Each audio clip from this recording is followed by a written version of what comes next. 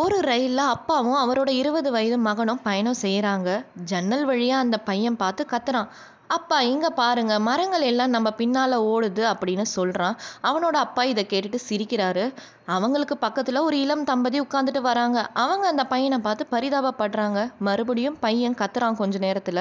அப்பா மேல பாருங்களேன், மேகங்கள் எல்லாம் நம்ம கூடயே வருதுன்னு சொல்றான். இதை கேட்ட தம்பதிகள் அப்பா கிட்ட, நீங்க ஏன் உங்க பையனை ஒரு நல்ல மருத்துவர்கிட்ட கூட்டிட்டு போக கூடாதுன்னு கேக்குறாங்க. அதுக்கு அப்பா சிரிச்சுட்டே சொல்றாரு, நாங்க இப்பதான் மருத்துவர்கிட்ட இருந்து வரோம். என் பையனுக்கு பிறவியில இருந்தே பார்வை கிடையாது. இப்பதான் சிகிச்சை மூலயமா அவனுக்கு பார்வை கிடைச்சிருக்கு. அவன் இந்த உலகத்துல எந்த ஒரு விஷயத்தையுமே பார்த்தது கிடையாது. இப்பதான் முதல் முதலா இதையெல்லாம் பார்க்கறான். அதனாலதான் இப்படி நடந்துக்கிறான் அப்படின்னு சொல்றாரு. ஒவ்வொரு மனுஷனுக்கும் ஒவ்வொரு கதை இருக்கும். அவங்க சூழ்நிலை என்ன, அவங்க எதையெல்லாம் கடந்து வந்திருக்காங்கன்னு தெரியாம நம்ம ஒருத்தரை தீர்மானிக்க கூடாதுன்றது தான் இந்த கதை சொல்லுது. கதை பிடிச்சிருந்தா சேனலை சப்ஸ்கிரைப் பண்ணுங்க ஃப்ரெண்ட்ஸ்.